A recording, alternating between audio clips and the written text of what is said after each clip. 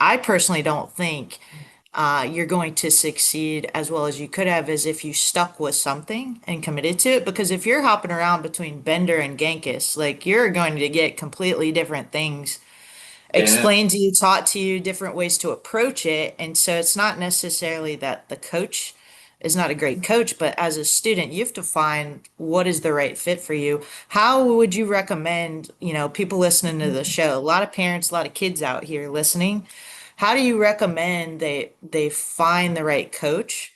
And You know, what are certain things they should look for in a coach to make sure it matches up with them? so it's so funny you mentioned that. I literally have on my own website, have a blog called, Breaking Par, which is kind of the whole gag of Breaking Bad just over. I'm a big TV nerd. Good. But literally talked about how to choose and how to find a good coach because that's a big deal in our industry. So I do want to put a pin in what you said earlier about people who hop around and whatnot. I actually have Yes. my thing in that. But to give you some context of what I tell people they should be looking for, and there are plenty of situations where I have somebody who is not always the best fit when I talk with them on the phone because of our schedules not lining up. It might be too big of a commute. It might be a cost issue, whatever the case may be. But I always tell people it's one, um, I always look for people. I always go off the quantity of lessons taught more than the years taught. Years is important, don't get me wrong.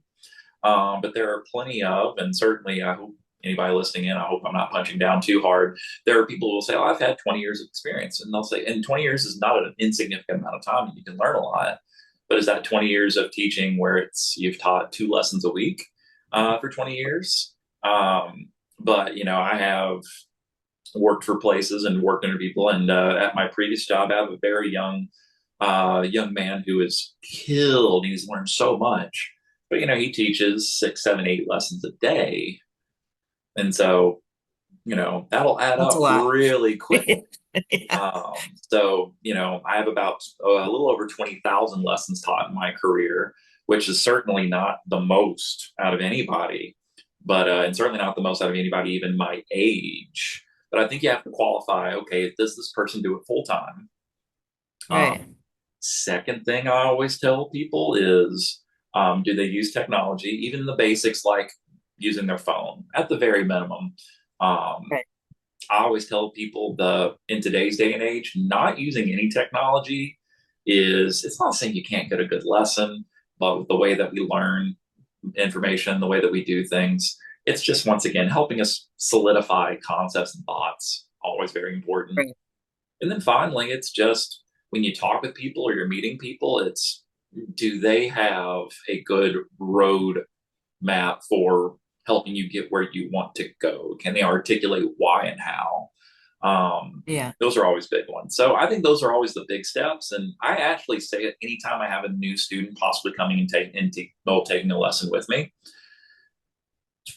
I would always tell everybody you're always allowed at the end of your lesson to say, if this isn't a good fit, I'm blessed to say we have a million great instructors in the Raleigh area.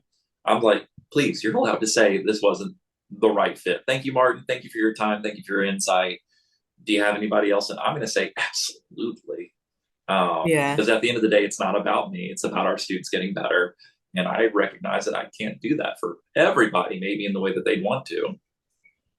So that's a perfectly good one. But I do love that you mentioned about bouncing around instructors. And I would say this, it happens to everybody, and there's always going to be those. A couple of things I do.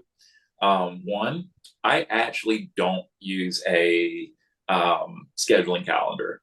I know some people would look at that and go, why not? And do I actually spend more time on the phone than what I might have to if somebody just really wanted to go ahead and book? I could, but I always, always, always love being the one in control of one. I want somebody to be able to actually talk to me first. That relationship up front is something I require. And it's not that it's because I'm full of myself and you have to talk to me. It's not that at all. One, I always like to make sure, one, are we even on the get go compatible with what we're looking for?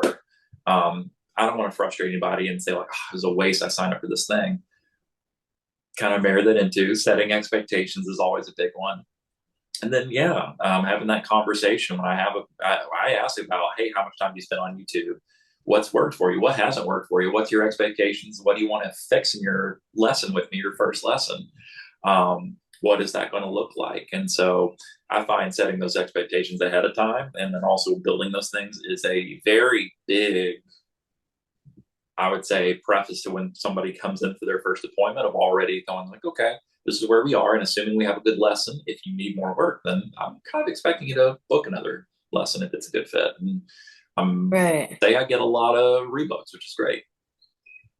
Yeah, and it sounds like with that interview process, because we do that as well as the Mm-hmm. academy. I mean, that's Yep. essentially what it is. You're interviewing because you're trying to establish a relationship and long-term development. It doesn't seem like you're as interested in that 1 hour lesson here and there. Like you're trying to find a good fit for a student that you can reach their goals, discuss their goals, learn what they are, learn what they're trying to achieve, and then kind of create a plan for that. So I absolutely love that.